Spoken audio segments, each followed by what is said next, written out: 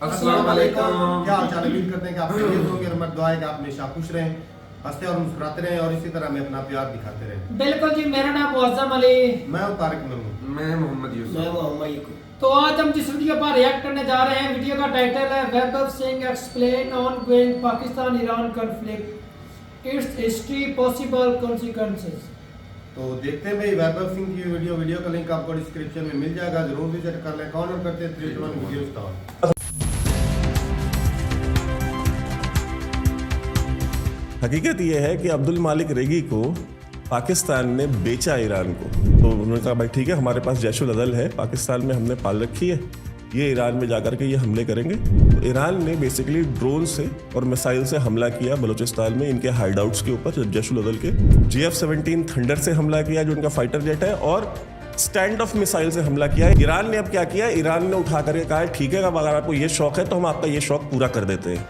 उन्होंने मूव कर दिए हैं बैलिस्टिक मिसाइल्स और अपने रॉकेट लॉन्चर्स पाकिस्तान के बॉर्डर के ऊपर। तो तालिबान कंप्लेन कर रहा है कि उनके खिलाफ आतंकवाद पाकिस्तान कर रहा है, तो तालिबान के खिलाफ आतंकवाद कर पाने की जो क्षमता है वो ISI में है। ये जो जैशुल अदल है, इससे पहले जो जुंदुल्ला भी थी, ये CIA सपोर्टेड ऑर्गेनाइजेशंस थी। CIA इनको जो है वो पालती पोसती थी और CIA का पूरा सपोर्ट था इनको।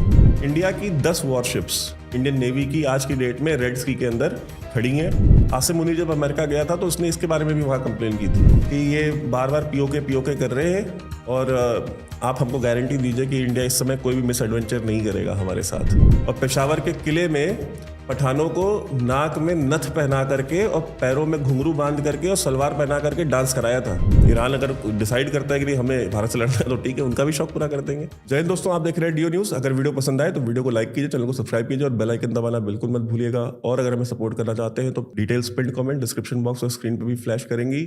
और हाल ही के दिनों में हमारे वीडियोज़ को बहुत ज़्यादा डिमोनेटाइज किया जा रहा है और उसकी जो है रीच को कंप्रेस किया जा रहा है यूट्यूब की तरफ से। तो वीडियो को लाइक ज़रूर करें, अगर उससे अगर कोई फ़र्क पड़ता है तो हमको भी देखने को मिलेगा कि रीच क्यों कंप्रेस की जा रही है। तो लाइक ज़रूर करें और हमें सपोर्ट ज़रूर करें। धन्यवाद। DO न्यूज़ देखने वाले सभी दर्शकों का बहुत बहुत स्वागत है। मैं हूं आपके साथ संजय। हमारे पड़ोस में पाकिस्तान पर उसके निर्माण के बाद से लेकर अब तक तीसरी बार सर्जिकल स्ट्राइक हो गई है। ईरान ने उसके बलूचिस्तान प्रांत में घुसकर मिसाइलों और रॉकेटों से हमला किया। इसके बाद पाकिस्तान ने बिलबिलाहट में आकर जवाबी कार्रवाई की बात की और उसकी तरफ से दावा भी किया जा रहा है कि उसने ईरान के कुछ इलाकों में रॉकेट दागे हैं, मिसाइलें दागी हैं। क्योंकि मामला हमारे पड़ोस से जुड़ा है तो इसको लेकर हम वैभव सर से विमर्श करेंगे कि क्या भारत इससे कुछ प्रभावित होगा, क्या भारत पर इसका कोई फर्क पड़ेगा। वैभव सर नमस्कार। नमस्कार सर, हमारे पड़ोस में सर्जिकल स्ट्राइक हो गई है, ईरान ने कर दी। इसके पहले अमेरिका ने की थी और भारत ने भी की थी जब पुलवामा कांड हुआ था। उसके बाद उस समय पाकिस्तान ने कहा था कि कुछ कौवे मरे हैं और कुछ दरख्त गिरे हैं, कोई हताहत नहीं हुई। इस बार कम से कम थोड़ा प्रगति की है पाकिस्तान ने, बच्चों के मरने की, 2 बच्चों के मरने के बाद की है। सर, हमारे पड़ोस में ये जो हो रहा है इसका क्या भारत पर कोई प्रभाव पड़ेगा? देखिए, पाकिस्तान ने उस समय भी झूठ बोला था, अभी भी झूठ बोल रहे हैं। जहाँ तक की बात है कि सिर्फ बच्चे मरे हैं 2, ये गलत है। ईरान ने जो कार्रवाई की थी, सबसे पहले तो ईरान ने कार्रवाई किन पर की और क्यों की। हाल ही में ईरान में एक बॉम्बिंग हुई थी जिसमें उनके इस्लामिक रिवॉल्यूशनरी गार्ड IRGC के, जो कि इमाम खुमैनी की जो आर्मी है, ईरानियन आर्मी नहीं है वो इमाम खुमैनी की आर्मी है, उसको जो है निशाना बनाया गया था और उसके एक जनरल को उस बॉम्ब ब्लास्ट में, सुसाइड बॉम्बिंग में मारा गया था, जिसकी जिम्मेदारी जैशुल अदल ने ली थी। जैशुल अदल क्या है? देखिए, सबसे पहले तो ये समझिए कि ईरान और पाकिस्तान के बीच में ये जो संबंध खराब हुए हैं, ये कब हुए? इनका जो दौर शुरू हुआ वो शुरू हुआ जब ईरान में इस्लामिक रिवॉल्यूशन हुआ और इमाम खुमैनी वो फ्रांस से ईरान वापस आए और उन्होंने वहाँ की सत्ता पे कब्जा किया। और जो शाह ऑफ ईरान थे उनको जो है एग्जाइल में अमेरिका भेज दिया गया। उस समय वहाँ पे पाकिस्तान में जो शासन था वो जनरल ज़ियाउल हक का शासन था, और जनरल ज़ियाउल हक और CIA और ये सारे मिल करके अफ़गानिस्तान में कोल्ड वॉर लड़ रहे थे। वो कोल्ड वॉर सिर्फ अफ़गानिस्तान में नहीं हो रही थी, वो कोल्ड वॉर एक पूरे रीजन में हो रही थी। मतलब पूरे वेस्ट एशिया से लेकर के, यानी सऊदी अरब, UAE, Qatar, Kuwait, Oman, Bahrain, Egypt, India, Pakistan, Iran, Afghanistan, ये पूरा का पूरा, इवन सेंट्रल एशियन कंट्रीज़, ये सारे उसमें इन्वॉल्व थे। तो ये जो टर्म दिया था कोल्ड वॉर, वो कोल्ड सिर्फ अफगानिस्तान में थी, बाकी हर जगह हॉट थी। और पाकिस्तान और ईरान में तो बहुत ज़्यादा हॉट थी। अब जब इमाम खुमैनी टेक ओवर करते हैं तो एक पैरानोया क्रिएट होता है, एक कहते हैं ना अनकंफर्टेबल एक माहौल बनता है जो कि सऊदी अरेबिया में और पूरे मिडिल ईस्ट में बनता है, और अमेरिका इस चीज़ का पूरा फ़ायदा उठाने के लिए तैयारी कमर कस लेता है। ज़ियाउल हक को फिर सऊदी अरेबिया ने और बाकी वेस्ट एशियन कंट्रीज़ ने बिलियंस ऑफ अमेरिकन डॉलर्स देने शुरू किए ताकि जो ईरानियन रिवॉल्यूशन है इसको सप्रेस किया जाए, ये जो रिजीम आई है खुमैनी की, इसको दबाया जा सके। क्योंकि उनको ये था कि अगर ये रिवॉल्यूशन वहाँ पे शुरू हो गया ईरान में, अगर वहाँ के शाह को हटा दिया गया, तो अगर ये चीज़ शुरू हो गई तो फिर मिडिल ईस्ट में भी, वेस्ट एशिया में भी सारे के सारे जो इतने भी किंगडम्स हैं, Qatar, Kuwait, Oman, Bahrain, Saudi Arabia, UAE, यहाँ पे भी लोग हटाएंगे। दूसरी चीज़ कि वो एक शिया कंट्री थी और इमाम खुमैनी एक शिया लीडर हैं और बाकी वेस्ट एशियन कंट्रीज़ जो है वो मेजॉरिटी सुन्नी है सारी। तो वहाँ के जो उलेमा और जो मौलवी थे वो भी बहुत अनकंफर्टेबल थे इस चीज़ से। उस समय ज़ियाउल हक ने फिर कुछ एक्शंस लिए और सेक्टेरियन वॉर पाकिस्तान में शुरू हो गई, जिसके लिए आज भी पाकिस्तानी ज़ियाउल हक को ब्लेम करते हैं। शियाओं को, शिया इंटेलेक्चुअल्स को पकड़ के मारा जाने लगा। जो भी इस तरह की इमाम खुमैनी को सपोर्ट करने वाले लोग थे उनकी टारगेट किलिंग होनी शुरू हो गई। इसके बाद एक ऑर्गेनाइजेशन जो है वो पाकिस्तान में जो कि मूलतः बलूचिस्तान में बनी थी। बलूचिस्तान, देखिए बलूचिस्तान दो जगह डिवाइडेड है, बलूचिस्तान सिर्फ पाकिस्तान में नहीं है। बलूचिस्तान का एक आधा हिस्सा जो है वो पाकिस्तान में है और आधा बलूचिस्तान का हिस्सा ईरान में है। जो ईरान में बलूचिस्तान है उसको कहते हैं सिस्तान बलूचिस्तान। सिस्तान बलूचिस्तान और बलूचिस्तान ये मिल करके एक पूरा बलूचिस्तान बनता है। जो BLA, BLF यानी Baloch liberation army, Baloch liberation front इस तरह की, या यूनाइटेड बलोच आर्मी जो हाल ही में बनी थी, जो अलग अलग तंजीमें थी बलोचों की, उनको सबको मिला करके एक UBA बनी, यूनाइटेड बलोच आर्मी। वो ये जो तंजीम बनी है, इस तंजीम को वहाँ पे सेफ हेवन मिलता है सिस्तान बलूचिस्तान में, ये कहना पाकिस्तान का है।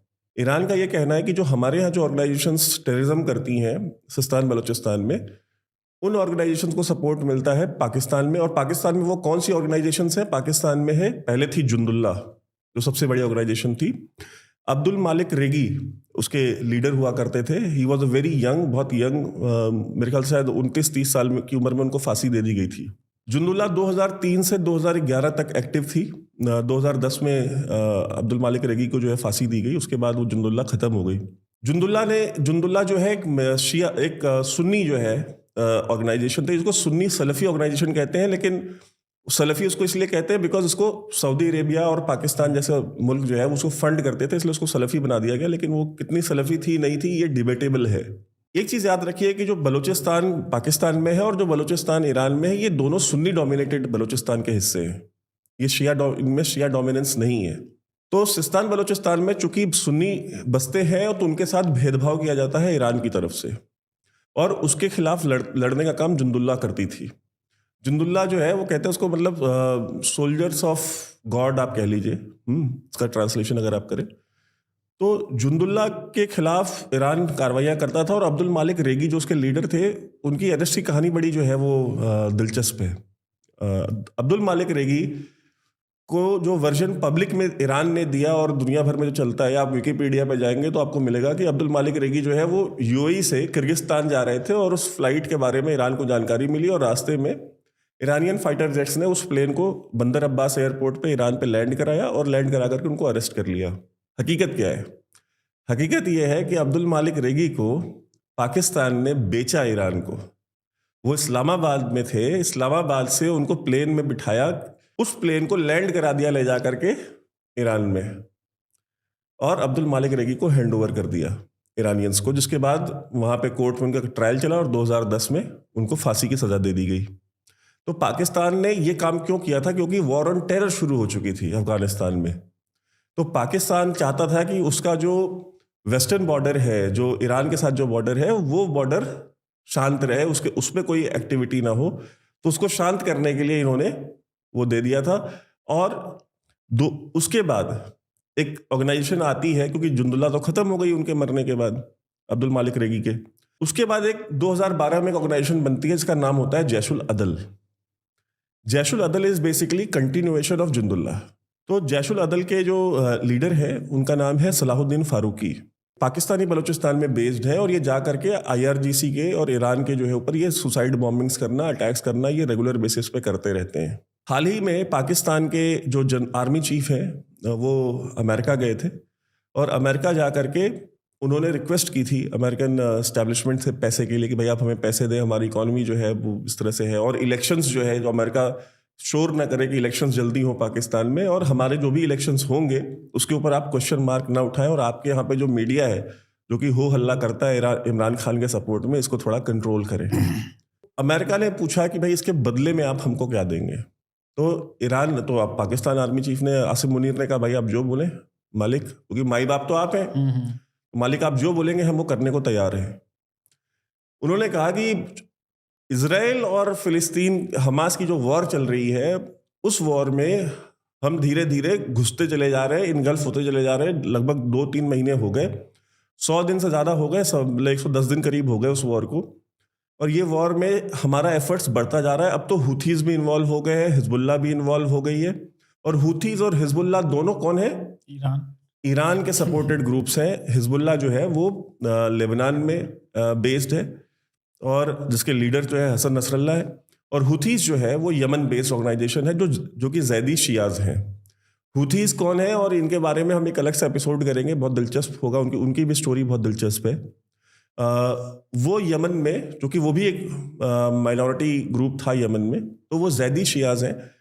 ये दोनों मिल करके रेड सी में वहाँ पे जो कार्गो शिप्स जा रही हैं वो शिप्स के ऊपर हमले कर रहे हैं। जो भी शिप इजराइल जा रही होती है या इजराइल से आ रही होती है उसके ऊपर ड्रोन से अटैक करते हैं हुथीस, या मिसाइल से अटैक करते हैं, और उससे ट्रेड का बड़ा नुकसान हो रहा है। जो शिपिंग करने में, क्योंकि America is all about business, तो जो भी शिपिंग हो रही है, जिसके आज से 1 महीना 2 महीना पहले जो शिपिंग की कॉस्ट थी, अगर वो $100 थी तो आज की डेट में वो बढ़ के $3100 हो गई है।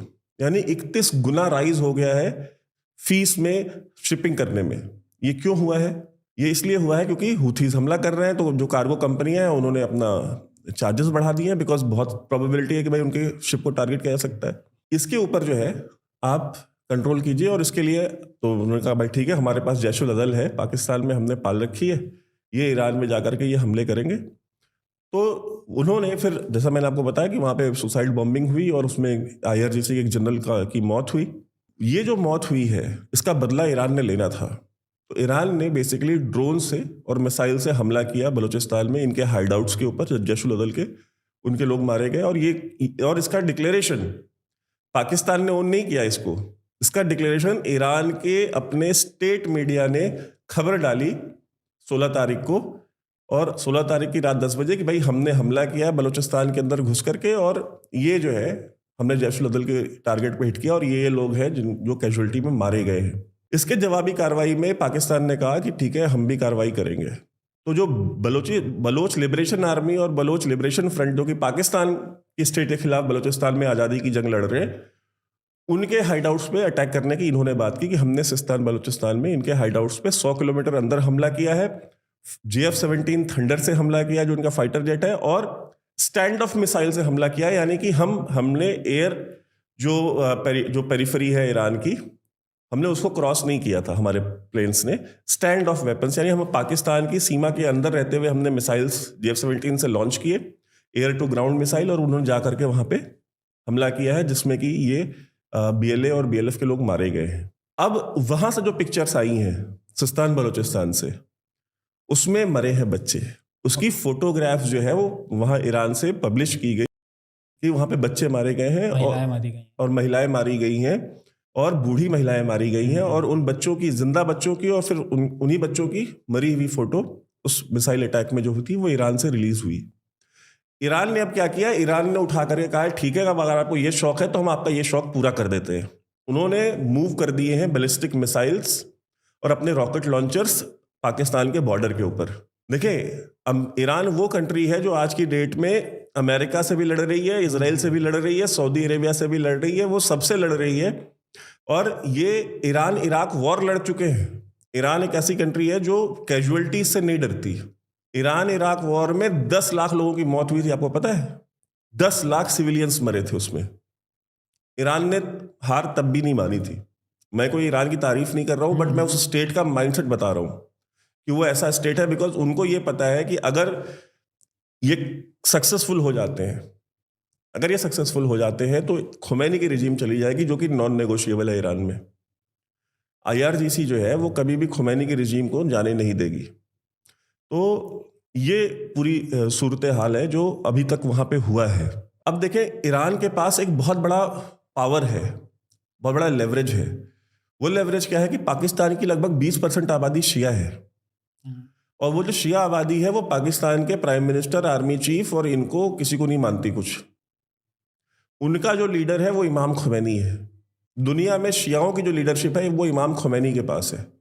दुनिया में शिया चाहे कश्मीर में रहता हो, चाहे यूपी में रहता हो, चाहे वो पाकिस्तान में रहता हो, चाहे जहाँ भी रहता हो, मैं 99% शियाओं की बात कर रहा हूँ, 1% को मैं एग्जाम्प्ट करने को तैयार हूँ। 99% शिया जो है वो इमाम खुमैनी को अपना रूहानी लीडर, अपना रूहानी नेता मानते हैं। ये हमारे स्पिरिचुअल लीडर हैं, ये हमारे आध्यात्मिक लीडर हैं। तो खुमैनी के ऊपर वो कॉम्प्रोमाइज़ नहीं करेंगे। और अगर इसको बहुत ज़्यादा बढ़ाया गया, पाकिस्तान ईरान के साथ कॉन्फ्लिक्ट से क्यों डरता है? वो डरता है, वो ये रिस्पॉन्ड भी ना करता। अगर ईरान ने ओन न किया होता कि हमने कार्रवाई की है, हमने मारा है, तो बताते भी नहीं, ये बताते भी नहीं, ये चुप रह जाते हैं। ईरान से इसीलिए डरते हैं क्योंकि इनकी अपनी खुद की 20% आबादी शिया आबादी है। इनके यहाँ फौज में शिया सोल्जर्स हैं, इनके यहाँ फौज में ब्रिगेडियर जनरल्स हैं जो शिया हैं।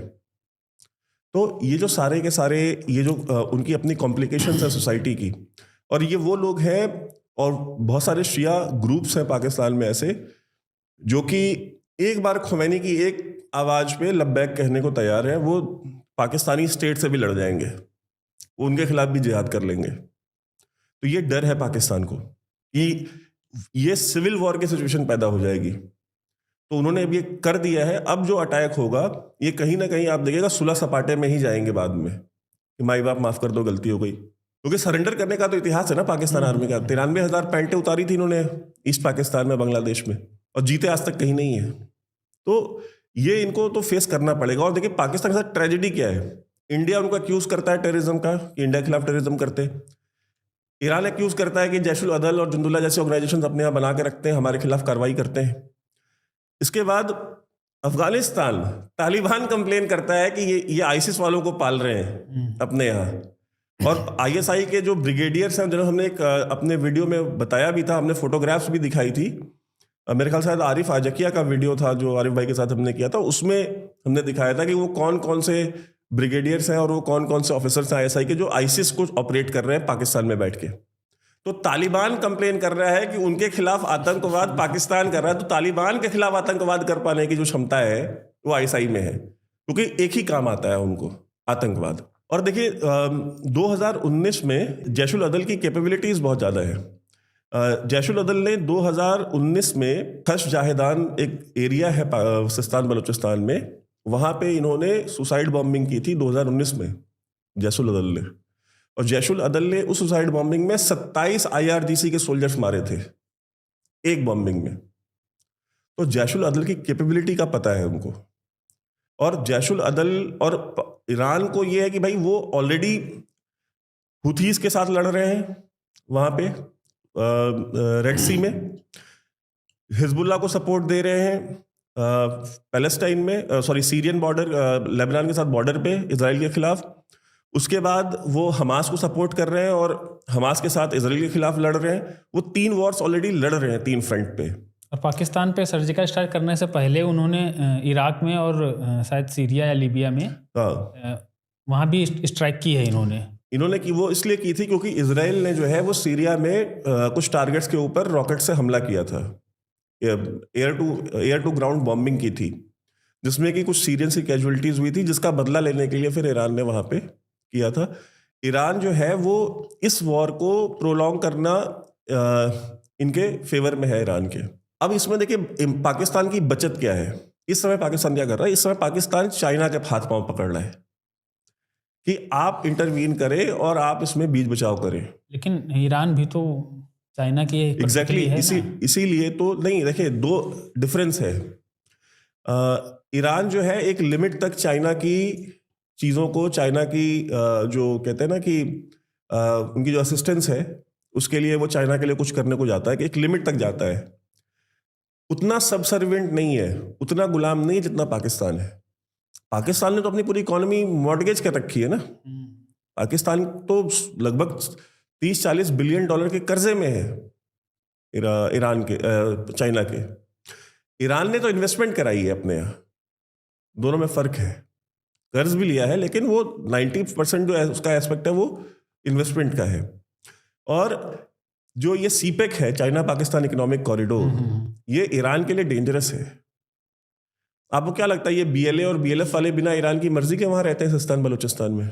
और बीएलए और बीएलएफ वाले अटैक किस पे करते हैं? थोड़ा सीपेक के ऊपर करते हैं, क्योंकि वो कहते हैं भाई हमारी जमीन पे आप एक कॉरिडोर बना रहे हैं हमारे बिना परमिशन के।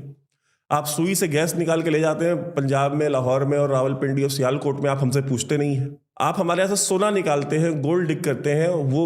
और बलूचिस्तान, आपको पता है पूरे पाकिस्तान को जो है गैस वो सुई से जा रही है, बलूचिस्तान से जा रही है। और बलूचिस्तान में घरों में गैस नहीं है, वहां लकड़ी में खाना बन रहा है आज भी। जिनकी जमीन से सोना निकल रहा है वो बिलो पॉवर्टी लाइन, क्या वो मतलब बलूचिस्तान में ऐसी जगह है जो आपको किसी बलोच से बात कीजिए जहां सेम तालाब से जानवर भी पानी पी रहा है, वहां आदमी भी पानी पी रहा है जो बलोच है, तो वो करते हैं अटैक।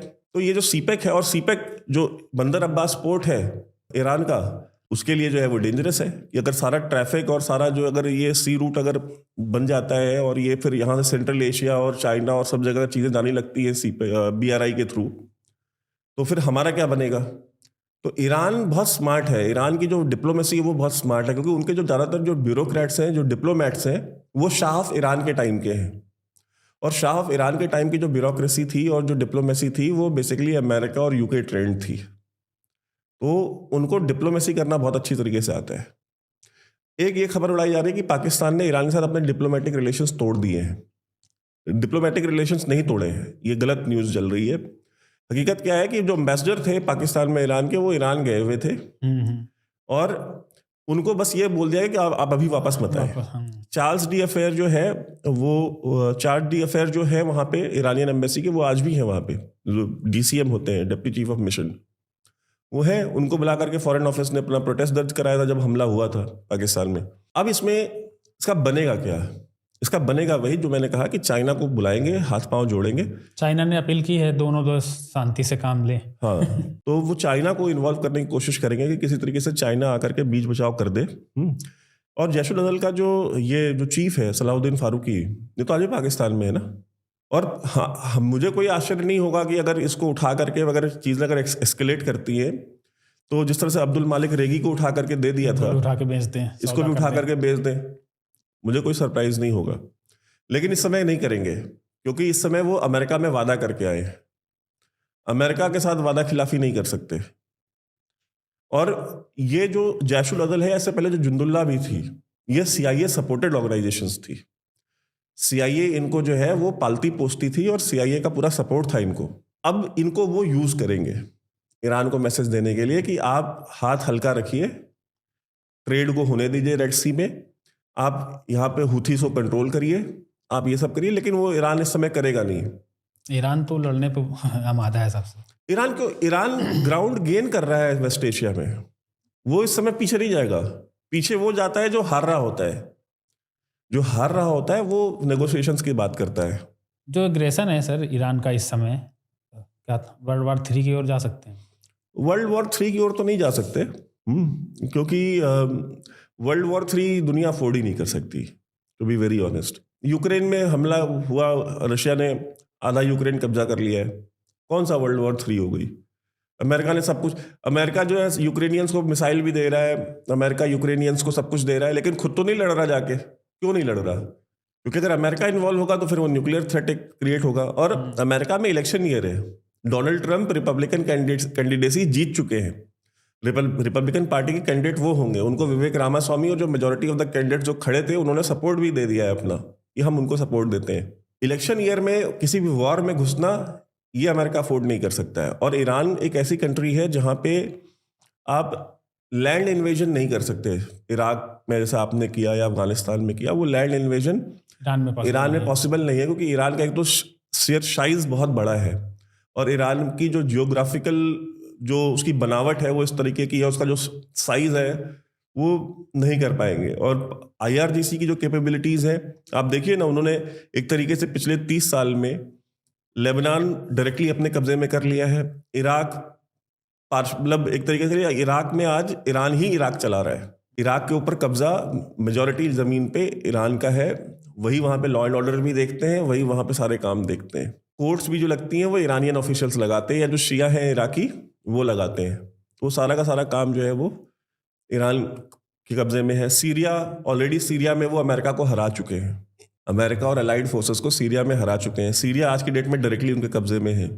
बशर अल असद तो वहाँ पे राजा है या डिक्टेटर कह लीजिए, उनको रूलर कह लीजिए, जो कहना कह लीजिए, लेकिन वो तो ईरान के उससे चल रहा है ना सारा काम सीरिया में। और हमास जो है वो ऑलरेडी उनके गिरफ्त में आ चुकी है। हमास उनके ही सपोर्ट से चल रही है। तो वो तो इजराइल के बॉर्डर पे पहुंच चुके हैं ना, सीरियन बॉर्डर पे पहुंच चुके हैं बशर अल असद के थ्रू।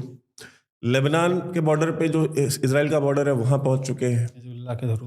हिजबुल्लाह के थ्रू लेबनान में पहुंच चुके हैं। और उसी के जरिए उधर भी, और पैलेस्टाइन वो हमास के थ्रू जो है पैलेस्टाइन वाले उसमें जो है गाजा में घुस चुके हैं वो।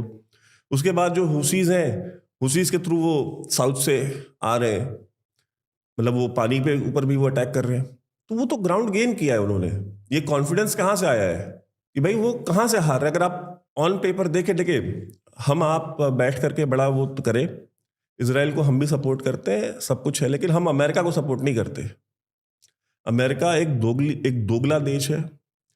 अमेरिका एक ऐसा देश है जो आपके हमेशा पीठ में खंजर भोंकेगा। इस जुंदुल्ला को खुद बनवाया, और जब वॉर ऑन टेरर चल रही थी तो उसी जुंदुल्ला के लीडर को, अब्दुल मालिक रेगी को, जब पाकिस्तान ने बेचा ईरान को कि इस बॉर्डर पे शांति रहे ताकि हम ये वॉर लड़ सके, वॉर ऑन टेरर अफगानिस्तान में, तो बिना CIA की मर्जी के उसके चीफ को उठा के दे दिया था। ऐसा तो नहीं होगा। तो वो हकीकत है ना। तो CIA तो जिनको पालता है उनका सौदा करने में उनको 2 मिनट नहीं लगते। सेम हाल पाकिस्तान का है। अब जैशुल अदल को यूज कर रहे हैं, तो मैं उनको सपोर्ट नहीं करता। लेकिन हकीकत क्या है? हकीकत ये है कि लेबनान पे किसका है कब्जा? हिजबुल्लाह का है। सीरिया में कौन रूल कर रहा है? असद रूल कर रहा है। इराक को कौन कंट्रोल करता है? ईरान कंट्रोल करता है। उसी इसकी पावर बढ़ी है या घटी है? बढ़ी है। सीधा अमेरिका को चैलेंज कर रहे हैं, ब्रिटेन को चैलेंज कर रहे हैं। तो ये सारी हकीकतें हैं। अब आप कहते हैं इंडिया का, कि भाई इंडिया का क्या रोल है, इंडिया कैसे इन्वॉल्व? इंडिया की 10 वॉरशिप्स इंडियन नेवी की आज की डेट में रेड सी के अंदर खड़ी हैं, और सिर्फ ये सिक्योर करने के लिए कि जो भी ट्रेड इंडिया से सुएज कैनाल थ्रू होके जाता है, या चाहे इंडिया से वहां जा रहा हो, चाहे सुएज कैनाल से इंडिया आ रहा हो, उसको प्रोटेक्ट करना है। तो 10 वॉरशिप्स जो है वहां पे खड़ी हैं, वो इंडियन उसको प्रोटेक्ट कर रही हैं। और पाकिस्तान के लिए ये वॉर बहुत फेटल होने वाली है, और ये लंबी चलेगी। ये इतनी जल्दी खत्म होने वाली वॉर नहीं है।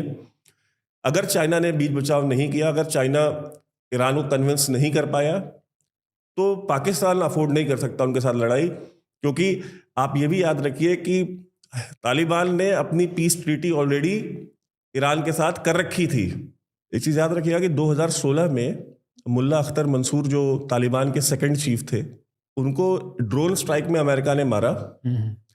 वो ड्रोन स्ट्राइक में जब मारा तो वो कहाँ मारा था? ईरान में, बलूचिस्तान में।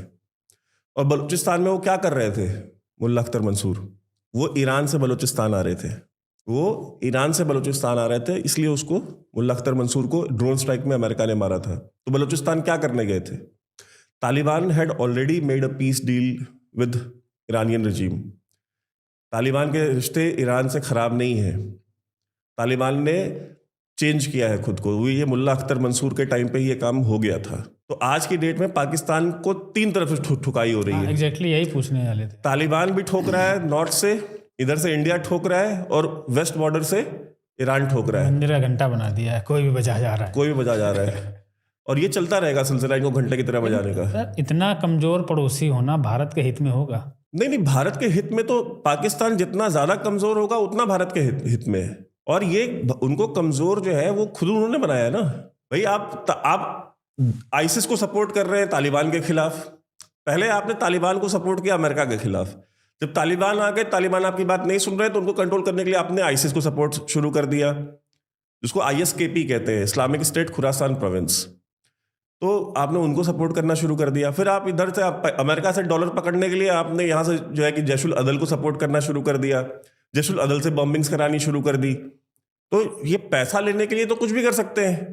तो अब कॉस्ट पे कर रहे हैं, अब कीमत चुकाओ, अब ठुकाई हो रही है, बढ़िया तेल लगा के बैठो। सर इसमें बलूचों का भी आंदोलन भी चल रहा है इस्लामाबाद में, कुछ इस पर फर्क पड़ेगा क्या? क्योंकि जो सारी लड़ाई का केंद्र है वो तो बलूचिस्तान ही है, चाहे वो पाकिस्तान के कब्जे में हो चाहे ईरान के, तो पिस तो बेचारा बलूच रहा है ना। देखिए बलूच तो पिस रहा है, लेकिन बलूच का तो ये है ना कि यार इनके हाथ से मरने का से अच्छा है कि इनसे लड़के मर जाओ। बलूच जो है वो तो अंग्रेजों के खिलाफ भी लड़ा था। बलूच अंग्रेजों के, भाई पंजाबी तो नहीं लड़ा ना कभी अंग्रेजों से, जो पाकिस्तानी लाहौरिये हैं ये, या ये पिंडी वाले जो है, ये तो नहीं लड़े कभी अंग्रेजों से। ये तो कोलैबोरेटर्स थे अंग्रेजों के। ये तो अंग्रेजों से मनसबदारी और लंबरदारियां और ये सब ले रहे थे, बड़े बड़े टाइटल्स ले रहे थे, राय बहादुर ये वो। ये तो कोलैबोरेटर्स थे अंग्रेजों के। उनसे लड़ा कौन? उनसे तो बलोच लड़े, उनसे पश्तून लड़े, उनसे सिंधी भी लड़ा है। बलोच तो लड़ रहा है, बलोच आज से नहीं पिछले 250-300 साल से लड़ रहा है, और इनसे लड़ेगा। वो अंग्रेजों से जब अंग्रेजों के सामने नहीं झुका तो इनसे ये चुचू के मुरब्बे ये बेचते क्या है? इनको तो तालिबान भी ठोक रहा है, बलोच को पता है। और देखिए दुनिया में लॉन्गेस्ट इंसर्जेंसी जो है वो बलूचिस्तान में चल रही है, 1948 से लेकर के आज तक चल रही है। पाकिस्तान खत्म नहीं कर पाया। इंडिया एक कंट्री है, यहाँ पे हमने खालिस्तान की इंसर्जेंसी किल की, हमने नॉर्थ ईस्ट में बहुत सारी इंसर्जेंसीज खत्म की। रेड कॉरिडोर हुआ करते थे इंडिया में, मालूम है आपको? ईस्टर्न यूपी से लेकर के उड़ीसा, एमपी, महाराष्ट्र, ये सब रेड कॉरिडोर्स थे। नक्सल खत्म किया हमने नक्सल इंसर्जेंसी खत्म की, बहुत थोड़ी बहुत रह गई है बिल्कुल, वो भी आप देखेंगे 2-4 साल में खत्म हो जाएगी। हमने तो 3-4-5 इंसर्जेंसीज खत्म की हैं इस देश में। हमने एलटीटी की इंसर्जेंसी खत्म की। तो हमने साउथ से लेके नॉर्थ तक और ईस्ट से लेके वेस्ट तक हमने इतनी सारी इंसर्जेंसीज खत्म की है। पाकिस्तान से एक इंसर्जेंसी आज तक खत्म नहीं हो पाई, not a single one. Pakistan का कहते हैं ना कि पाकिस्तान की ठुकाई है जरा धूमधाम से हो, तो वो धूमधाम से हो रही है, इधर से भी, उधर से भी, ऊपर से भी। और नसीब वाले हैं कि साउथ में कोई उनके है नहीं। तो पीओके लेने का उचित समय लगता है आने वाला है। देखिए पीओके लेने का समय आने वाला है, और इसके बारे में भी जो है ये आसिम मुनीर जब अमेरिका गया था तो उसने इसके बारे में भी वहाँ कंप्लेन की थी कि ये बार बार पीओके कर रहे हैं, और आप हमको गारंटी दीजिए कि इंडिया इस समय कोई भी मिस एडवेंचर नहीं करेगा हमारे साथ, और कोई भी सैन्य कार्रवाई नहीं करेगा। तो अमेरिका ने कहा हाँ ठीक है, हम इंडिया को समझाएंगे, हम इंडिया से बात करेंगे। तब उसके बाद ये ईरान में इन्होंने अटैक किया था, जैश उल अदल ने। बेसिकली जैश उल अदल का अटैक थोड़ी है, ईरान बेवकूफ़ है, ईरान को नहीं पता कि जैश उल अदल से अटैक किसने करवाया है। इनके पास इंटेलिजेंस एजेंसी है, उनके पास नहीं है। इनको ये बहुत बड़े सूरमा है और वो हाथ में चूड़ी पहन के बैठे हुए, ऐसा तो नहीं है यार। वो तो सबसे लड़ रहे हैं, वो सऊदी अरेबिया से भी लड़ रहे हैं। अभी चाइना ने उनकी पीस ट्रीटी कराई है सऊदी अरेबिया से, तो अब वो पीस ट्रीटी है कितना लास्ट करेगी ये देखने वाली बात है। अच्छा सर, ईरान का इतना मजबूत होना, इतना शक्तिशाली होना, इसके वैश्विक परिदृश्य में क्या बदलाव आएंगे? वो मतलब हित में होगा खासकर भारत की दृष्टि से। देखिए हमारे भी पड़ोस में बहुत अच्छे संबंध नहीं रहे हैं चाइना से, और चाइना और ईरान। मैं आपको इसलिए कह रहा था ना, ईरान और ईरान की जो डिप्लोमेसी है या वहाँ पे जो ब्यूरोक्रेसी है वो बड़ी मैच्योर है।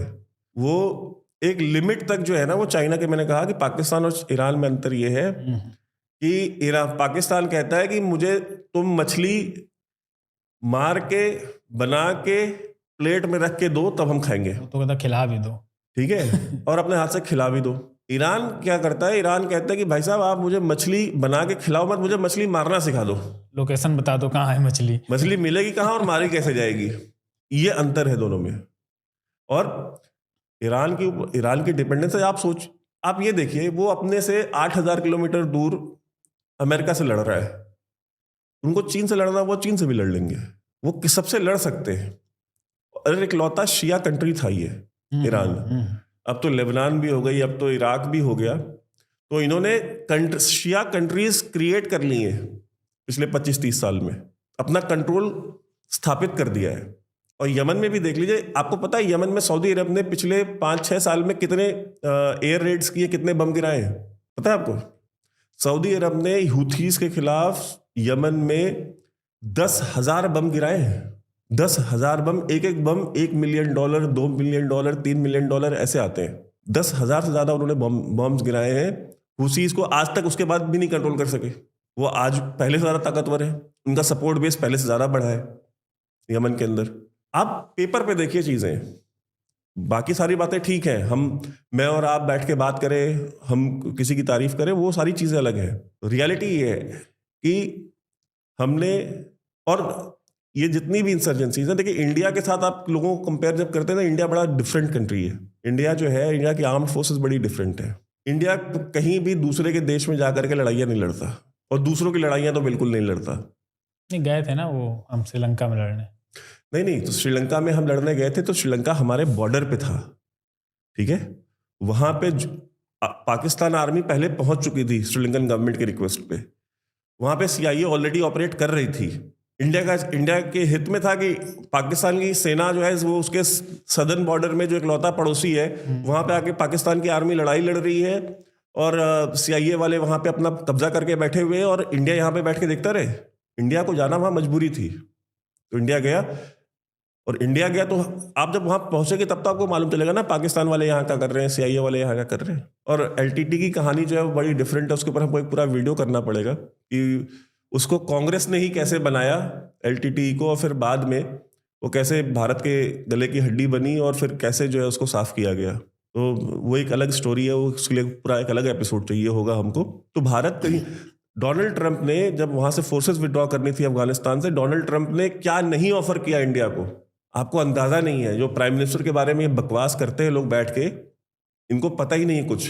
प्राइम मिनिस्टर मोदी को, और मैं चाहता हूं कि प्राइम मिनिस्टर मोदी कभी जब रिटायर हो जाएंगे तो कभी कोई किताब लिखे तो बताएं इस देश को कि डोनाल्ड ट्रंप ने या अमेरिकन एस्टैब्लिशमेंट ने क्या क्या ऑफर किया था। कि हम आपको कहा था आप मुंह खोलिए, बस अब बताइए आपको क्या चाहिए, हम आपको सब कुछ देने के तैयार हैं, बस एक काम करिए कि हम अमेरिकन फोर्सेज यहाँ से अफगानिस्तान से विड्रॉ कर रहे हैं, आप इनकी जगह पे अपने 25-50 हज़ार 1 लाख फौजी जो है वो आप अफगानिस्तान में विड्रॉ कर लीजिए, हम आपको बिलियंस ऑफ डॉलर्स, इनका सारा खर्चा भी हम उठाएंगे आपके फौजियों का, आपकी जो भी असिस्टेंस होगी हम करेंगे, आपको दुनिया की जिस ग्लोबल बॉडी में आपको मेंबर बनना है हम बनाएंगे, आपको जो करना है हम करेंगे, आपको ट्रेड डील करनी है आपको ट्रेड डील करके देंगे। सब कुछ किया था उन्होंने ऑफर, लेकिन प्राइम मिनिस्टर ने बोला नहीं, हमारे सैनिक आपकी लड़ाई क्यों लड़ेंगे, हम अपनी लड़ाई लड़ेंगे। हमारा देश का सैनिक अपने देश के हित के लिए मरेगा ना, आपके हित के लिए क्यों मरेगा, अफगानों के हित के लिए क्यों मरेगा। इंडिया नहीं लड़ता, और इंडिया को अगर लड़ना पड़ा तो World War I और World War II का इतिहास खोल के पढ़ लीजिए। ब्रिटिश इंडियन आर्मी थी, इंडियन आर्मी के सोल्जर्स थे, वो पूरे वेस्ट एशिया में, इजराइल में एक जगह है हाइफा, वहाँ बैटल ऑफ हाइफा हुई थी जिसमें भारतीय फौजी लड़े थे। तो उन भारतीय सैनिकों की मूर्ति आज तक लगी हुई है वहाँ पे बैटल ऑफ हाइफा में, और जीते हैं। World War I में पूरे वेस्ट एशिया में लड़े, World War II में यूरोप से लेकर के म्यांमार बर्मा तक सब जगह जाकर लड़े, और हर जगह विजयी रहे। भारत का सैनिक कहीं हारा नहीं है। और यही नहीं है, और थोड़ा पीछे चले जाइए, महाराजा रणजीत सिंह की फौज में थे कौन, आपके यही डोगरा राजपूत थे, पहाड़ी जो राजपूत थे हिमाचल के, उत्तराखंड के, वो थे, राजस्थान के राजपूत थे, पंजाब के थे, जट सिख थे, ये जाकर के लड़े थे वहां पे काबुल तक। और पेशावर के किले में पठानों को नाक में नथ पहना करके और पैरों में घुंघरू बांध करके और सलवार पहना करके डांस कराया था। ये रिकॉर्ड की बात है, ये इतिहास में दर्ज है। तो भारतीयों ने पठानों को भी ठीक किया हुआ है, भारतीयों ने वेस्ट एशिया में भी जाकर लोगों को ठीक किया हुआ है। भारत के लोगों ने, भारत के सैनिक को लड़ना हुआ अपने हितों के लिए तो जाके लड़ेगा, ये वॉर किधर भी जाए, ये दाएं जाए बाएं जाए, इंडिया के गले आके पड़ जाए, चाहे जो भी होगा, इंडिया लड़ने से नहीं डरता। और भारत का जो भारतीय है वो इनसे जो है, पहला इस्लामिक हमला राजा दाहिर के ऊपर, जब पहला अरबी इस्लामिक हमला हुआ वो कब हुआ था, वो 8वीं शताब्दी में हुआ था। सारस्वत ब्राह्मण राजा थे वहाँ के, सिंध के राजा दाहिर। तो राजा दाहिर से इनके ऊपर जब हमला हुआ 8वीं शताब्दी में, 8वीं शताब्दी से लेकर के 16वीं शताब्दी तक, जब आपके महाराणा प्रताप हुए, छत्रपति शिवाजी महाराज हुए, जब ये लोग हुई तो 16वीं 17वीं शताब्दी में हुए ना। 8वीं से 16वीं शताब्दी तक कौन लड़ता रहा, किसने रोक के रखा इनको, किसने थॉट किया, भारतीयों ने किया, भारतीय राजाओं ने किया। तो भारतीय जो है, भारतीयों ने इनसे लड़ाई भी लड़ी है, इनको फिट भी किया है, इनको नथ भी पहनाई है, इनसे पैरों में घुंघरू और कमर में सलवार बांध के इनसे मुजरा भी कराया है, और इनके गढ़ में जाके कराया है। तो ठीक है, बाकी बातें सुनने में अच्छी लगती हैं, ये वो है। अगर हमारे गले पड़ेगी ये वॉर कहीं, आज भी देख लीजिए इंडियन नेवी पहुंच गई ना अपने 10 शिप्स लेकर के रेड सी में। भाई हम अपना प्रोटेक्ट करेंगे, इजराइल अपना प्रोटेक्ट करे, अमेरिका अपना प्रोटेक्ट करे, हम अपनी जो शिप्स हैं हम उनको प्रोटेक्ट करेंगे, वो हमारी जिम्मेदारी है, हम कर रहे हैं। हुसीज ने हमला नहीं किया अभी तक, करेंगे तो हम हुसीज को भी निपट लेंगे, चाहे वो लेबनान में हिजबुल्ला हो या चाहे जितने भी हैं। ईरान हमारा दोस्त है, Iran is a friendly country. तो ठीक है, अगर ईरान अगर डिसाइड करता है कि नहीं हमें भारत से लड़ना है तो ठीक है, उनका भी शौक पूरा कर देंगे।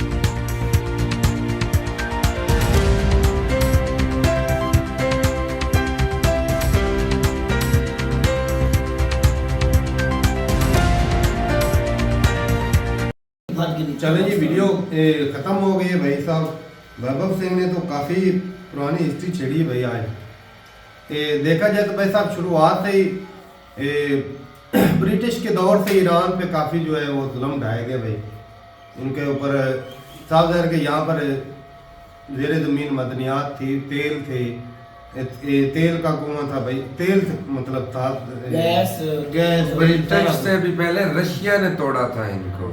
किसका? जब वो तो पहले थी, उससे भी पहले की बात है। हाँ। इंग्लैंड और अमेरिका ने भी उनके ऊपर बड़े वार किए। तगड़ा शुरुआत से बरतानिया था, अगर ज्यादा देखें बरतानिया तगड़ा था पैसे के मामले में, और वो पूरी दुनिया पे भाई साहब उसने कॉलोनियां बना रखी और बड़ा रोल करते रहे भाई।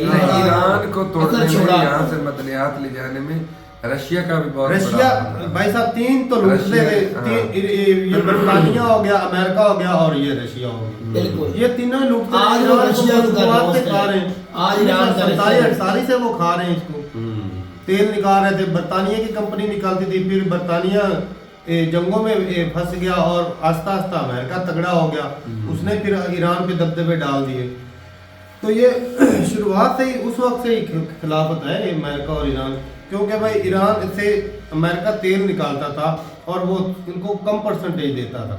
फिर बाद में क्या एक और नया लीडर आया, उसने वो अमेरिका को बोला निकल जाओ यहाँ से। यार वो सेम सी पैक वाला मामला देख लो, नवाज शरीफ ने कहा कि आप बस मुझे 2 पैसे खा दो, सारा सी पैक बना दे। और मौजूदा हालत में देखा जाए तो भाई जो ईरान है ना वो पाकिस्तान से ना एक होता है मॉरल, जिसको बोलते हैं ना मोरल वैल्यू, वो उस हिसाब से पाकिस्तानी आर्मी से ईरान की आर्मी तगड़ी लग गई कि भाई हमारे जो है ना जज्बा जुनून से नाम तक सीमित। ईरान परेशान तारक कितना यार ज़हीन है, ये पाकिस्तान आर्मी कैसी कैसी गेमें खेलती है, पूरी दुनिया को देखो, खुद करते भी कुछ नहीं, उंगलियों पे नचा रहे हैं भाई।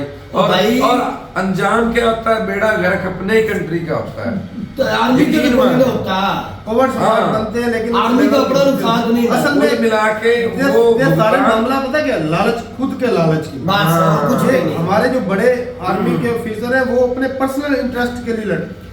और जो तू सवाल करा कि हमारी आर्मी से वो तगड़े हैं ईरान वाले, वो ये इस लिहाज से तगड़े हैं कि वो मुल्क की खातिर के खड़े हैं। वो हमारी आर्मी सिर्फ अपने अपराध के लिए खड़े। उन्होंने जिस तरह शिया की जो बढ़ाया ना भाई साहब पावर, लुबनान में देख लो, दूसरा इराक, सीरिया, यमन में हाँ तो देख लो, ये उन्होंने भाई अपनी पावर बढ़ाई है आस्ता। पाकिस्तान और इंडिया में भी है। इधर से अमेरिका को शिकस्त दी है पहले, वहाँ तो उधर किसका था, अमेरिका का था, उसको इधर से निकाला, उसको शिकस्त दी है। और अमेरिका से लड़ रहा है, सऊदीया से वो लड़ रहा है। ये बात घूम घुमा के ना भाई साहब, ये फिर पाकिस्तान आर्मी पर ही आती है। बिल्कुल। अच्छा, इस मुद्दे के अंदर कहीं भी वैभव सिंह ने अपने बारे में नहीं बताया, सारे मुद्दे शुरुआत इंडिया का क्या लॉस हुआ था, नहीं हुआ था, इंडिया को क्या नुकसान हुआ था या किसने करवाया था, ऐसी कोई बात भी नहीं आने दी। आज आके पाकिस्तान के ऊपर ही खत्म। लेकिन एक चीज है भाई, ये तो बता देते ना अपने बारे में। ये बारे में बोला था उसने, पेशावर में जाकर हमने शलवारे पे भाई साहब उस वक्त पाकिस्तान इकट्ठे क्या किया था, हरि सिंह जब थे वो उस वक्त पाकिस्तान हिंदुस्तान इकट्ठे नहीं, क्या शलवारें मारी थी, स्पेशल भाई कबाइलियों की बात हो रही है याकूब भाई, उस वक्त इकट्ठे थे हम। इंडिया का हिस्सा नहीं था। उस वक्त पेशावर में आए। हाँ तो पेशावर किसके ऊपर, पठानों के ऊपर अटैक किया था। तो भाई साहब उस वक्त ये हिस्सा किसका था यार, ये सारा महाभारत एक ही था। ये जितने भी राजा महाराजा थे आपस में लड़ते थे। हाँ, राजों का दौर था, राजा महाराजा थे, लड़ते थे। तो ये जब चाइना ने कार पकड़ा के इंडियन आर्मी को आगे सब जानते हैं, वो भूल गए हैं, वो वीडियो भी चालू है। तू तो किस तरफ निकल, मैं किस तरफ नहीं निकल, मैं वो बात कर रहा हूँ हकीकत है। पाकिस्तान की अच्छा, बातें वो करते हैं। वो जो चैनल ने किया था वो क्या था? नहीं यहाँ पर इंडियन आर्मी के साथ यहाँ पर जो शीशा ये आर्मी में होता रहता है, कभी कोई हार गया, कोई जीत गया, कोई धमाका कर गया, कुछ के ज्यादा मार गया, किसके कम मार गया। लेकिन यहाँ पर ये देखो होती रहती यार, है। ये हर वक्त पाकिस्तान को नीचा दिखाना ये कोई अच्छी बात नहीं। हम भी जानते हैं हिस्ट्री, हमें भी पता है हिंदुस्तान का। अभी तक तो मैं अफगानिस्तान के बारे में बहुत कुछ जानता हूँ जो इंडिया के साथ हुआ था। वो भूल गए 3 लाख।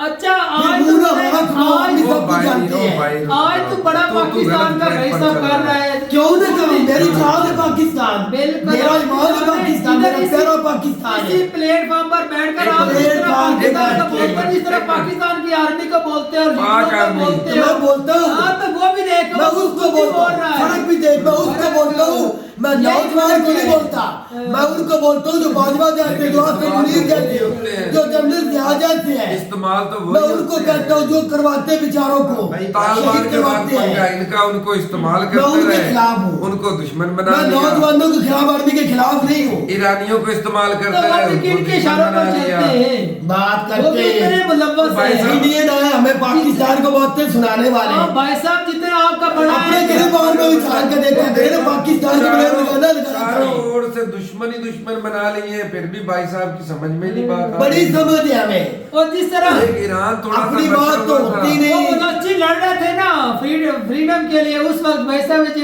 पंजाब वाले इन्होंने सत्ता के लिए वो कुर्सियां जब अपनी जो है प्रॉपर्टी बचाने के लिए ये इनकी दौड़ तो उधर लगी हुई थी।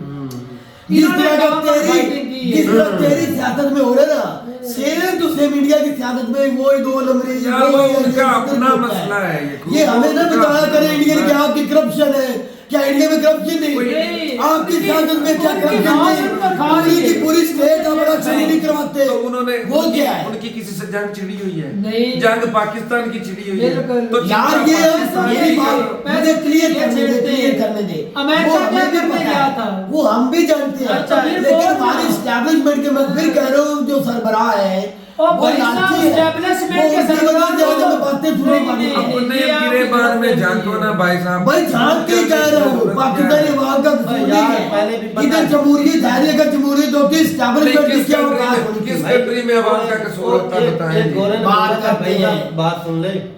एक गोरे ने बोला था, उसने कहावत ऐसे नहीं दी थी, पाकिस्तान ऐसा कंट्री है जो डॉलर के लिए अपनी माँ को भी बेच वो आर्मी के लिए सिर्फ नहीं, सिर्फ आर्मी के लिए ये गलत है, ये गलत है। पूरा सिर्फ आर्मी के बड़े बड़े पद पे जो बैठे पूरा उनके लिए। पाकिस्तान जिसके बेच पास देता पावर है, है, इनको नहीं पता है। जिसके आर्मी पास सिर्फ पावर है, पूरा पाकिस्तान। कुछ वो भी नहीं। भाई गलत ही कर रहा आम है। बंदे के लिए मिसाल नहीं है। कोई आम बंदे के पास पावर कौन वो सी आम होती बंदा है? नहीं दिखता, आम बंदा नहीं दिखता। आम बंदा क्या कर रहा है? ये बताओ, आम बंदा वो नहीं दिखता। सिर्फ एस्टैब्लिशमेंट के लिए। और नई एस्टैब्लिशमेंट के सिर्फ लिए establishment एक के लिए। मामूली सा चपरासी हो ना, वो नहीं अंदर दाखिल हो एक सकता है, बड़े establishment उसके के लिए ही वो मिसाल पैसे है। देने पड़ते हैं, वो नहीं पाकिस्तानी दिखाओगे। अवाम के लिए वो मिसाल नहीं है, वो आवाम भी है एस्टैब्लिशमेंट के लिए है। ये वो पूरा establishment अदालत के ये लिए। छोटे से लेकर बड़े तक नहीं, को नहीं, और नहीं। भाई साहब अमीर से लेकर गरीब तक अच्छा, अवाम कुछ भी भी शामिल नहीं, है। ये establishment भी ने- जाती है। सिर्फ एस्टैब्लिशमेंट।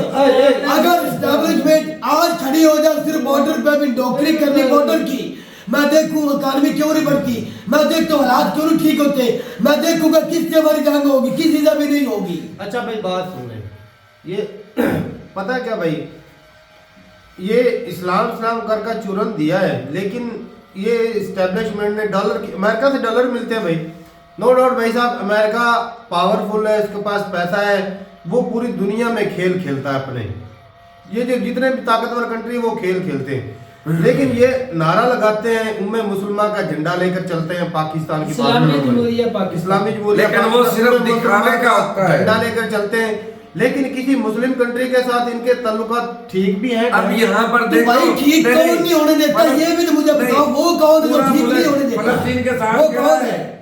और आर्मी क्या वो कर रही इंडिया है, वो इजराइल है, वो अमेरिका, वो नहीं ठीक होने देता। अब वो चाहते हैं कि पाकिस्तान इस खित्ते में, तो भाई साहब, पहले अपनी या बात मुझे क्लियर कर लेने दे, लालच को मुझे बात छोड़ो क्लियर, पहले। भाई बात सुन लिया था। सुन लिए। वो चाहते हैं इंडिया, इजराइल, अमेरिका चाहता है पाकिस्तान जिस तरह दलील हो रहा है ना, ये कभी भी ना चाह के भी ये कहीं सर उठा ना ले। अच्छा। इसीलिए ये चाहते हैं कि पाकिस्तान तरक्की करे, ये हमारी एस्टैब्लिशमेंट को अमेरिका जो साथ रहता है बिल्कुल ना, गलत बात, इसमें बिल्कुल झूठ, मतलब नहीं, एक मिनट, बिल्कुल मतलब एक झूठ। मिनट। गलत नहीं है। ये तो भाई ये पाकिस्तानी हर बात नहीं है। नागरिक, अच्छा, रोजगार खराब करके कि फलस्तीन की साइड कर रहे हैं, बताएं मुझे क्या? अब जो ईरान के साथ पंगा खड़ा किया है, इसमें हम तो इजराइल किसने का साथ खड़ा दे किया रहे है? हैं। खड़ा किसने किया है? पाकिस्तान ने किया है। नहीं किया पाकिस्तान ने, पहले पाकिस्तान ने नहीं किया, अटैक पहले ये ईरान की तरफ से हुआ है। तो फिर अगर पाकिस्तान करता तो मान लेते, ये ईरान ने पहल की है। अटैक किसने किया? सोचो ईरान ने क्यों किया है। लेकिन इसकी बेशक जड़ तो आपको ले। पता है ना वैभव सिंह ने कि ये मामला बात करो भाई, ईरान ने पहले वार किया है, बाद में फिर पाकिस्तान ने किया। चलो मान लेते हैं अमेरिका के कहने पे शुरू से कर रहे हैं। लेकिन ये ईरान अपनी ताकत बता रहा है कि भाई मैं इराक को भी ठोक सकता हूँ, ये लबनान को भी ठोक सकता हूँ, जितने भी कंट्री है ना, इराक सीरिया सब चारों उंगली कर लो। लबनान को भी ठोका है, और उसने इराक सीरिया और यमन को भी सपोर्ट कर रहा है ना, यमन को सपोर्ट कर रहा है, इराक में भी हमास अटैक किया वालों है। को सपोर्ट कर रहा है। इराक में अटैक किया है और यमन सीरिया में अटैक किया। ये इनमें अटैक किया, बाद में पाकिस्तान में भी किया। मतलब ये कि वो जहाँ पर इराक और सीरिया, वहाँ पर उन्होंने बोला कि यहाँ पे मुसाद के एजेंट थे, एजेंसियाँ थी, वहाँ पर अटैक किया। पाकिस्तान में अटैक किया कि यहाँ पर जो दहशतगर्द हैं हमने उनको अटैक किया, जो कि बलोचिस्तान को तोड़ना चाहते हैं, जो कि ईरान में। तो पाकिस्तान ने भी तो यही ब्लेम लगाया कि हमने ईरान में उस जगह पे किया जहाँ वो दहशतगर्द हमने मारे हैं। लेकिन उन्होंने तो यही कहा पाकिस्तान ने भी। भाई साहब ये कि साफ है भाई साहब, जब इंडिया क्लेम करता है कि सर्जिकल स्ट्राइक की थी और 350 के करीब जो है दहशतगर्द हमने मारा, आज भी इंडिया कहता है हकीकत है, वो कहता है। लेकिन वो झूठ है, सारा सर झूठ है। एक बंदा भी पाकिस्तान की हदूद में उस वक्त नहीं मरा था। अच्छा, वो पाकिस्तान कहता है कितना बड़ा इंडिया की तरफ से झूठ बोला अब गया। हो सकता है यकूब भाई इस बात को छुपाया छुपाया गया, जाता है। जैसे अब कह रहे हैं कि सिर्फ दो बच्चे अच्छा, मरे हैं। मैं छोटी सी ये मिसाल भी तो मुमकिन मैं छोटी सी मिसाल देना चाहता जी, हूँ। बताएं। एक मिनट, वो जो हमला हुआ था 19 की था मेरे ख्याल से, उसके अंदर जब वो आया था कलभूषण सॉरी वाला, अच्छा उस वक्त जहाज जो थे ना, जहाज वो तो दिखाए गए थे इंडिया की तरफ, वीडियो में दिखाया गया, ये देखो जहाज आ रहा है, ये गिर रहा है, ये जा रहा है, मतलब एक बड़ी बुलंदी पे थे ना, वो तो कैमरे में आ गया। मेरी बात नोट करना, जब वो 300 बंदा मरा, जहाज गिरा वो भी दिखाया गया, उसको पकड़े तो भी दिखाया गया, सब कुछ दिखाया ना। 300 बंदा जब मर गया, इंडिया की मान ले तो इंडिया कहता ब्लेम करता मार गया, वो 300 बंदे में से एक बंदा भी मरा हुआ कैमरे में आया कहीं, जहाज उस मार पे भी दिखा दिया, इसको भी दिखा दिया, बंदा क्यों नहीं मरा? और इसलिए मैं बताता हूं, बता मुझे, उन्होंने दिखाया किसी एक बंदे का जनाजा हुआ पूरे पाकिस्तान में उस वक्त, उस घड़ी, उस दिन नहीं, मुझे दिखा दो। अब भाई साहब इन्होंने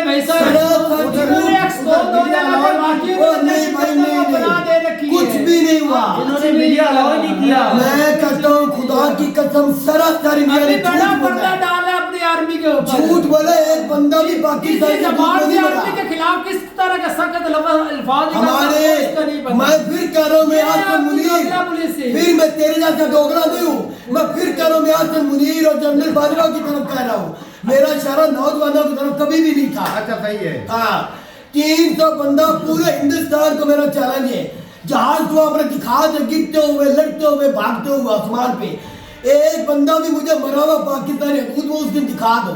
300 बंदा तो दूर की बात है, मैं मान लूंगा भी मेरे मुल्क की अपनी अच्छा इन्होंने जो बोला 200 बच्चे मरे हैं, किन्होंने? सिर्फ दो बच्चे सिर्फ, हाँ बिल्कुल बोला है सर तो बोल रही, इन्होंने बोले ना, वो तो 3-4 दिन बाद ईरान ने खुद बोला है। क्या?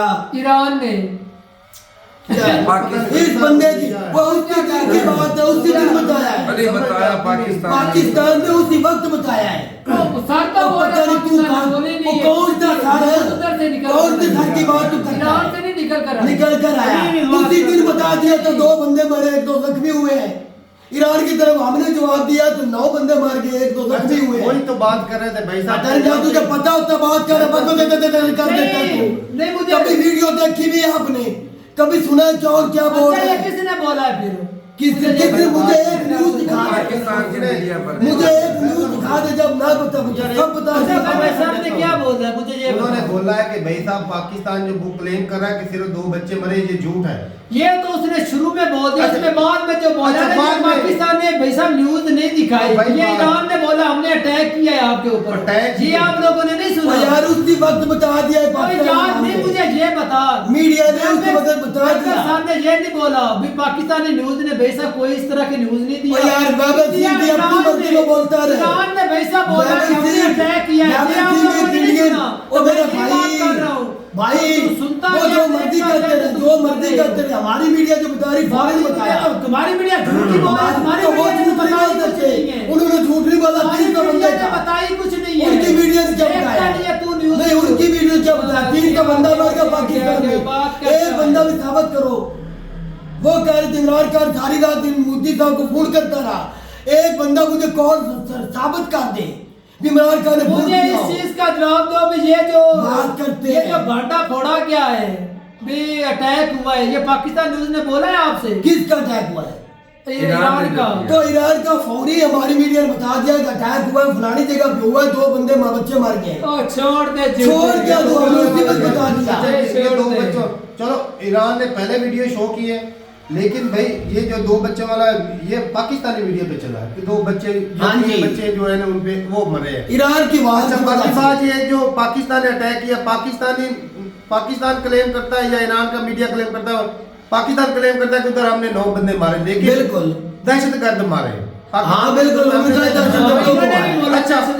अच्छा ईरान का मीडिया क्लेम कर रहा है कि इन्होंने औरतें और बच्चे मारे। ये दोनों कंट्री अपनी अपनी भाई साहब बातें छुपा रहे हैं। ऐसी बात ही है ना पाकिस्तान झूठ बोल रहा है ना ईरान सच बोल रहा है। तो ये बात ऐसे ना मीडिया को इस तरह की खबरें, क्योंकि भाई साहब जो दहशतगर्द पार रखे हैं वो दुनिया को भी जवाब देना होता है कि भाई हमने दहशतगर्द पार रखे हैं। मैं अभी बाकी इसमें फायदा क्या है? ये इसका फायदा ईरान को भी है, ये जो अटैक हुए ना, और भाई पाकिस्तान दोनों कंट्रियों वो बलोचों का जो बलोची मारे दोनों जो सेपरेट मूवमेंट चलाते हैं भाई सब ठुकाई हो रही है उनकी। बिल्कुल ऐसी बात। सीधी उधर बात भी है। बलोचों की हमला, इधर भी हाँ। बलोचों पे हमला। बाकी भाई नहीं तो आसम मुनीर साहब गए थे अमेरिका से कुछ डॉलर यार दफा करके आते मुनीर दफा कैसे करूं? बाहर में ज्यादा मुनीर की वजह से हम दलील होकर बैठे हैं। और यार कुछ और उनकी वजह से नहीं, तुम अपने आप की वजह से नहीं, कर तू हम भी राष्ट्र मुनीर जैसे बंदों की वजह से हम मुनीर जब होकर तक बैठे ये हैं। नहीं ना मानेंगे कि हम खुद बुरे हैं उस नहीं वक्त तक आप ठीक अच्छा नहीं मान पाकिस्तान सकते। से पूछ के गया कि मैं अमेरिका जा रहा हूँ। पूछ कर या पाकिस्तान को आके बताया मैंने ये अमेरिका का वादा किया जो है। अपने कांडों कुछ का आर्मी मौका चीफ बड़ा बताया। नाम देता है ना, ये आपकी गलत फहमी है नहीं भाई साहब। अमेरिका में जाने का आर्मी चीफ का तो क्या बनता था? क्या जब बनता काके है? जब वजीर आज़म बैठे वो जाता भाई। 1 मिनट मैं मतलब भाई पहले नंबर तो आर्मी कौन होती है? बात ये है कि एक चलो प्राइम मिनिस्टर बंदा चुनता है ना, तो वो हम के हमारे ऊपर यार blame आता है। तारक भाई मुझे ये भाई, बता, भाई, मुझे ये बात- बता, हम भाई- पूरे नहीं हैं। भाई बात क्लियर कर रहे हैं। वो जी पता चलता है कि भाई हमने इमरान खान को या उसको वोट दिया और वो हमने गलत बंदे को चूज किया, गलत आदमी को सपोर्ट किया। ये जो आसम मुनीर बाजवा साहब आए हैं, ये क्या नाम है? आसम मुनीर आसम मुनीर साहब। सैयद आसम मुनीर साहब, ये इसको तुमने चुन के लाया है? तुम नहीं। चाहता है कि वो आए? वो इसका तो नंबर ही नहीं बनता था, उस बंदे को मरवा दिया। इसमें आप पब्लिक का बलोचिस्तान में अमेरिका के ड्रोन हमला करवा के उसको मरवा दिया। अगर वो नहीं आता तो और इस बंदे की जो मुद्दत ही खत्म हो गया समुद्र की। वो जैसे हम तो उसने भी वही करने थे जो उससे जैसे- पहले वाले करके गए। काजी फाजी साहब को जान बाड़ी नहीं अगर सकते वो थे। नहीं आता तो और आ जाएगा, क्योंकि वो चला कौन रहा है? अमेरिका चला रहा है, आम उनको पब्लिक का चला क्या रहा है। कसूर वो है? धारा पाकिस्तान को चला रहा है। आम पब्लिक का क्या कसूर है? आम पब्लिक का भी उतना हमने कसूर है चुन के जितना लाया। उसका वो यार है। नहीं मौसम तू क्या बात कर रहा है ये गलत अवाम बात ने ना है। चीफ जस्टिस को चुना है, ना आर्मी चीफ को चुना खुद है, बुरी ना है। किसी वजीर आजम को चुना। तीनों जो बैठे हैं अपनी मर्जी से आए हैं। आर्मी चीफ भी चीफ जस्टिस तारीफ हादी ये फौज के काम है सारे। ये आर्मी एस्टैब्लिशमेंट ही कर रही है, आवाम से तो नहीं पूछा। बात तू करता है। और भाई तारक भाई साहब पहले खुद को भी देखो ना, अपना गिरेबान झांको। खुद क्या करे, खुद क्या करे बता क्या करे? आपने अपनी कंट्री के लिए क्या किया मुझे वो बताओ। अपनी एक कंट्री मिनट बलोचों की तरह ना खुद मुंह पे चपेड़े खाओ। बिल्कुल। अपनी बहू बेटियों को वो जो बैठे आवाज उठा के किसी ने अपने सुनी, बच्चों को मरवाओ। बलोचिस्तान का वजीर आज़म ने सुनी, उनकी बात बलोचिस्तान का फिर उनको वजीर करने देने तो कर रहे हैं। उनकी सुनी गई बात। कौन रोकने तू वाला? कहता निकलो, कौन तू रोकने कहता वाला? निकलो, उनको निकल बुरा की भला सुनी भी नहीं गई। कह सकते। क्यों कर बुरा भला भी तो नहीं पहले कह बोलो। सकते। ओ भाई तू कमाल है ये। जवाब भी ले ले। तू कहता निकलो, इनके खिलाफ निकलो कहता है। वो पूरा पाकिस्तानी वो कहते हैं एक तानी ने एक डोनरी पूरी जो क्या बोलते वो हैं पूरा सारी करके मेरा भाई बैठा है, उनकी किसी ने सुनी है। सुनी है। हालांकि सारी उसके साथ मैं देखता हूँ कितनी की 25 करोड़ है, 5 करोड़ भी सड़कों पर आ जाए, ओ भाई। मैं देखता हूँ उस दायरे की वाट नहीं लगती। हर बंदे को क्योंकि अपनी तुम्हें जान के पता है लाले जो पड़े हराम का हैं। मुझे मिल रहा है वो मिलना बंद हो जाएगा। हर बंदे को अपनी जान के लाले पड़े, खाने पीने को मिलता नहीं, फैक्ट्री मिलने बंद पड़ी है, रोजगार है नहीं, बच्चों को संभाले ही जाओ, उनके तो पास यही बोल रहे हैं एक दूसरे को लूट रपाट कर रहे हो। अवाम कहाँ लूटी यार, अवाम के पल्ले ही कुछ नहीं, भाई अवाम साहब, के तो पल्ले ही कुछ अवाम नहीं, है। एक एस्टैब्लिशमेंट ने अवाम के पल्ले छोड़े ही कुछ नहीं, नहीं खुद तो अमीर तरीन बन गए हैं, अपने पल्ले कुछ छोड़ा अवाम के। ये आपकी गलत फहमी है। चलो सही बात करते गारमेंट हैं। को हमने लाया। अच्छा कल उकाड़े पर तो जलसा हुआ है, पूरा महीने का गुजर गया है, जलसा हुआ, उधर क्या हुआ उकाड़ा में 350 बंदा था, उनको भी घी की पेटी, भी बंदे को कश्मीर घी की पेटी दी गई मरियम नवाज की तरफ से, हर शख्स को घी की पेटी दी गई और बिरयानी भी, और कोचों के ऊपर भर भर के ले भी गए, लेके भी आए, तो 300 बंदा फिर भी हुआ। तो फिर बात करते हैं हम क्या करें, इससे क्या आवाम बेचारी भूखी इससे है। साबित ये होता कि इतना बड़ा जिला था, इतना बड़ा जिला था, जिला होता है। हजारों में इकट्ठे होते, बिल्कुल, मतलब कि 300 बंदा कोई इतनी मतलब बड़ी है बात मौदन नहीं साहब, है। अवाम इतनी मजबूर है, घी की पेटी की खातिर चले गए, एक वक्त की रोटी मिल गई, बिरयानी इसका मिल गई, मतलब पेट वो भर जाएंगे। 300 बंदे भूखे थे, बाकी जो 25 वो बाकियों को गैरत आ गई। बाकी नहीं गए, वो ही गए जो नजदीक नहीं थे, आना है। और जिनको मजबूर वो कहीं है, तो जाते हैं, कहीं तो जाते हैं, वहाँ माँ ने पे गड़ा दिया गाड़ियाँ गिरा अपने रहे से होते बना हैं। बना हम तो देखता नहीं है। क्या बात है। भाई वो और सिर्फ 300 भूखे थे, बाकी जो है वो तूने पेट जलसा भर कर देखा है? सोते हैं। भाई अगर हम तीनों चले जाते तू नहीं जाता, इसका मतलब ये है कि हमें जरूरत है, हम चले गए, तो सिर्फ इतने बड़े जिले में से 300 लोगों को जरूरत थी, तब उनके और जब कोई नहीं वो था। डाकू चोर है, हम जान के इसलिए इधर कमी नहीं करना चाहते, नफरत यार, करने वो वाले। एस्टैब्लिशमेंट के कहने पे आके हुकूमत करना चाहते हैं, इसलिए जो अवाम आटे नहीं। की लाइनों में खड़े होते हैं ना, हाँ। उनके अंदर ये जगा दो ना गैरत, वैसा भी तो है। आटे की लाइनें इसी इन्होंने दाले लगाई के हैं। खिलाफ, इसी दाले के खिलाफ बाहर निकलो। अच्छा। इस तरह तो तुर्की की मिसाल दे आपको देता पता है, होगा, ईरान की दे देता है। सैयद आसम मुनीर क्या करो फिर ऐसा। एकदम ही $15 घटा था, नहीं रेट घटा था ना, एस्टैब्लिशमेंट में चाह था वो रुक गया था, अब एस्टैब्लिशमेंट नहीं जा रही तो नहीं रुक रहा, क्योंकि सारा कंट्रोल उनके हाथ में है। अवाम मैं एस्टैब्लिशमेंट ही मरवा रही है हमें, जैसी अवाम हमारे वैसी हालात इन्होंने ये तक हाँ, किए हुए हैं। जैसी ये अवाम जियाउल हक वैसी की बराबर। एक जो सर बता रहे थे ना, जावेद सिंह सर बता रहे थे कि जियाउल हक का दौर देखो, तो जियाउल हक साहब ने ही तो हालात ही थी। एक मिनट, मोदम को मैं एक सीधी सी मिसाल देता हूँ। भाई साहब ऐसी ये जो कह रहे हैं ना रेवोल्यूशन आ जाएगा, ये हो जाएगा, वो होगा, बंगालियों के साथ 3 लाख लड़कियों के साथ रेप किया गया, ये नहीं मानेगा, ये चाहता क्यों है, नहीं मानूंगा? वो चाहता है कि भाई ये हमारी तू आज फैमिली मान के रहा साथ है। रेप हो जाए। बस तो ये चाहता है। ऐसा चाहता है। 10 लाख लोग मारे गए थे, हाँ। वो ऐसे, ये इंसान नहीं है भाई साहब, भेड़िए है। बंदा रेवोल्यूशन वहां पर आती है जब पता हो कि भाई साहब इंसान है, उसको हम अपना दुख दर्द समझाएंगे तो वो मान जाएगा। प्यार से ही बात ये हो वो वाली सकती है। चीज तो है नहीं। तो फिर भाई साहब क्यों उसको तो बुरा फिर- भला बोलते हो? तो भाई जितनी तो हम तक जबान से पावर भी है, नहीं कह वो- सकते। जबान से भी नहीं कह सकती, बाहर निकलेंगे तो पकड़ के अंदर ठोक देंगे, नहीं, हम इधर बैठ के अपनी जबान से भी नहीं कह हाँ, सकते। मैं बताता हूँ। अच्छा ये निकले अगर मैं- वो बुरे हैं ना, हमने इतनी भाई हिम्मत साहब, नहीं- भाई हमने साहब, जितनी एक मिनट अरे मेरी- बात सुन, मेरी तू बात बात सुन। हमने भाई इतनी हिम्मत बात नहीं सुन। किया, भाई हम उनमें जाके लड़े, हमें इतनी हिम्मत नहीं। वो इमरान खान इतना बड़ा लीडर हो के लड़ा, हम वो क्या किधर बोल है? सकते हैं? मौसम भाई में हिम्मत है ये जाके उनका गिरे बांध पकड़ के हाँ, बिल्कुल पकड़ सकता है, पकड़ ले लगा भाई। सकता था। हाँ, ले जा, हम जा। नहीं लगा सकते। जा। तो ये अरे यार वो हाँ। दारा बुरे, आपके मौलवी बुरे नहीं है, आपके एसएचओ थानेदार वो बुरे नहीं है, वो आपको तो उनको ढील किसने दी हुई है? उन्होंने दी हुई है भाई। तो भाई साहब वो भी आप करते हैं ना, वो भी कर तो कांड ही रहे हैं ना। अच्छा, ये एक- देख मैं इस वजह से बोलता हूँ एक- पाकिस्तान के अगर लोग तू इस गलत तरह बोलेगा के ना, तू गलत बोलेगा या यूं समझ गलत मैं, बोलेगा। मेरी बात सुन, हमें फौरी जो फतवा लग दूसरे जाएगा, दारे पकड़े खा रहे हैं, जाएंगे। वो आपको नहीं मुफ्ती दुखते। जो बोल रहे हैं उनके एक दारा खा रहा है वो आपको दुख रहा है। ये मौलवियों के खिलाफ ही खड़ा हो जाए, इसको बोल दे। नहीं हो, उनके खिलाफ भी नहीं खड़ा होगा, वो तो नहीं पकड़ते तो उनके मैं खिलाफ। तो भाई साहब दूसरे नहीं गला कर हर देना। पाकिस्तान के खिलाफ मैं खड़ा हूँ। ले हाँ, हम खड़ा। पाकिस्तान भाई साहब मैं बोल नहीं देता। तो हम भी तो बोल ही रहे सारे हैं। बुरे हैं। तो हम क्या कर रहे हैं? सारे तो हम भी बुरे तो हैं। बोल रहे हैं। तुम लोग एक आधे को टारगेट करते हो। ओए भाई, मैं हम सभी भी- को बोल रहा वो हूँ। गलत है, हम मैं उनका प्रूव नाम भी लेते कर हैं। सकता हूँ, प्रूव भी कर सकता हूँ, सभी ले, बुरे हैं। अच्छा भाई, सही है। सभी लालची है, सही है। डॉलर के सामने बिकने वाले, झुकने वाले हैं सभी। मुझे पता है, हाँ। मैं पाकिस्तान में रहता हूँ, मेरे साथ भाई साहब जो होता है बीतती है ना, हमें क्या- मैं वही पेश कर रहा पेश करता हूँ। है। हर बंदा एक चपड़ासी भाई साहब आपसे पैसे लेकर आपको अंदर दाखिल होने देता वही है। बात। अच्छा, हॉस्पिटल में जब चले जाओ, उधर अदालतों में चले, वो चपड़ासी उसकी क्या औकात है? भाई बात सही है। अगर वो कर सकता है, चपरासी कर सकता है, वैसे जिसके पास माड़ी मोटी पावर है क्या वो नहीं कर सकता? जी आप लोगों को नहीं पता। तो मैं वैसे यही बोल रहा हूँ, सारे गंदे हैं, पूरा तालाब ही गंदा है। हम जब किसी पूरा तालाब ही गंदा अच्छा है। भाई, हम किसी को आर्मी को बोले ना तो कहते हैं उसके खिलाफ निकलो निकलो, आप किसी को निकलो। बोलो कि ये कितनी दफा निकला इससे ये भाई साहब, एक एक करके खुद को सीधा करो। मैं देखता हूँ सारे हमारे अदारे मौलवी के सारे सीधे हमारे कबूल मौलवी के होते साथ तो ये बहस नहीं कर सकता, उधर इसकी फट जाती है। फट जाती अगर वो है। कोई बयान दे देते इधर बहस करेगा उधर उसकी फट जाती है। बिल्कुल। मदद सामने जाके बात कर। मैं उनको मानते हिम्मत नहीं नहीं है हूँ भाई। मैं उनको सुनते नहीं हूँ मौलवियों को। हाँ, यही बात है ना भाई।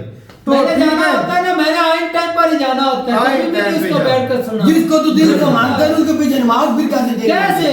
तेरी नमाज कैसी होगी? वो जिसको तू मानते ही नहीं। छोड़ दे, इस्लाम का सर्टिफिकेट तूने तू लेना, जिसको तू मानते ही कैसे? नहीं। मुझे बता, मैं नमाज पढ़ता हूँ, मैं नमाज पढ़ता हूँ, तू कैसे बोल सकता है मेरी कबूल तेरे नहीं दिल में होगी? बोलो इमाम के पीछे नफरत है ना, हाँ। तो फिर नमाज तेरी वो नहीं है। छोड़ दे, छोड़ किधर कैसे इस्लाम में दो? लिखा हुआ है, इस्लाम में लिखा क्या हुआ बात है, है? जिसके दिल खिलाफ में आप मुनाफिकत है। और छोड़ दे, तेरे में मुनाफिकत वो है, पीछे इस्लाम नमाज की- कैसे हो सकती है? नहीं हो इस्लाम की सकती। गलत तशरीह मत कर। गलत तशरीह तेरे नहीं जैसा है। की वजह से इस्लाम नहीं, बदनाम नहीं, हो रहा नहीं, है। नहीं। हाँ, अच्छा, तू नहीं, नहीं, नहीं, नमाज नहीं। इतने पढ़नी तू पड़नी है। कैसे कह सकते है तेरी कबूल होगी या नहीं? तो हाँ, हम कैसे बच्चों को जानते हैं? गाली निकाले। मुझे ये बता, तू उसका बुरा भला तू कहती दिलों है, में नमाज नमाज कैसे? पढ़ने वाला है। अच्छा, तेरा ईमान दिलों में का अमल नहीं नमाज किया पढ़ने है। वाला है। पहले नंबर तो कबूल बात ये- होगी या नहीं ऐसे तो होगी? बात नहीं कर रहे। वो अब खुद से ना ऐड किया कर, ना तो इसने गाली निकाली ना इसने बुरा भला। मैं वैसे बात कर रहा हूँ। सोच अगर तेरे दिल में नफरत है उस मेरी बंदे बात- को सुनने तो की, तू सुनने की। कैसे बोल सकता है वो मेरी तो फिर बात तू नमाज नहीं पढ़ उसके होगी? पीछे। कैसे बोल सकता है? इस्लाम में बहुत लिखा सारी है, ऐसी बताओ मुझे। चीजें, ये एक मिनट युद्धवादम समझा रहे, बहुत सारी ऐसी चीजें जो तुम्हारी मुझे अच्छी नहीं लगती, लेकिन हम फिर भी लेकिन तू मेरे पीछे नमाज नहीं पढ़ता। हाँ, नमाज मैं तेरा टीचर नहीं हूँ। नमाज ये हाँ, अपनी यार, जगह है, कुछ भी नहीं इसने हूँ। खुदा मैं तेरी एक आम सा इंसान हूँ। टीचर छोड़ खुदा इमाम मस्जिद का बहुत बड़ा रुतबा होता है। कोई रुतबा नहीं है, वो कलमा पढ़ाता कोई है, वो रुतबा जनाजा नहीं पढ़ाता है, वो ईद है। पढ़ाता है, इस्लाम वो में जुमा रुतबा पढ़ाता है, वो उसका नमाज है, पढ़ाता है। अल्लाह के आप नहीं नबी पढ़ा को जो परहेज वो आप नहीं पढ़ा जो सकते परहेज करा क्योंकि आप भी सकता है। मुसलमान आप हैं। इतना वो हर वक्त भी नहीं मुसलमान करते। कर सकता बात है। आज कोई मौलवी या इमाम मस्जिद नहीं उसकी बनता। तनख्वाह लेते हैं, उसकी वो प्रॉपर तनख्वाह लेते बिल्कुल हैं। तनख्वाह होती है। ठीक है, ले ले तू भी नहीं, कर ले। नहीं, नहीं। इतना इल्म ही नहीं और है। इस्लाम ने आपको हक दिया, आप अपने वालिद का जनाजा खुद पढ़ा सकते हैं, कभी पढ़ाया है? हिम्मत ही नहीं है। तूने पढ़ाया अपने वालिद का। तूने तेरी पढ़ाया हिम्मत तो बता। भाई साहब, मैंने नहीं पढ़ाया, मैंने नहीं पढ़ाया। क्यों हिम्मत की? तो क्यों नहीं करते? तू इस्लाम का ठेका लिया, क्यों नहीं पढ़ाया? उस इमाम के क्यों अब ऊपर तेरी उठा वालदा रखा है? मरेगी, तूने खुद पढ़ाना है। क्यों ऊपर उठा रखा है? नहीं, मुझे कह रहा है तू इमाम खुद का पढ़ा। इमाम के क्यों ऊपर उठा रखा है? अपने वालिद का जनाजा क्यों नहीं पढ़ाया? पूछ रहा है, मुझे तो कह रहा है। तू तो इल्म आ रहा है। तू क्यों नहीं पढ़ा सकता? इमाम को तू बात ऐसे करता कर रहे है। थे, इमाम कब आए वो? भाई साथ हमारे लिए वो इमाम काबा ही है। अल्हम्दुलिल्लाह हमारा ईमान है, पढ़ाता है, हमारा ईमान है। बिल्कुल। तेरे जैसे मुनाफिक नहीं हम। अरे भाई बोलता है इससे बात ही नहीं कबूल हो रही यार, दिलों के तो राज जानने वाला मुनाफिक है। इंसान में तेरे जैसा नहीं हूँ।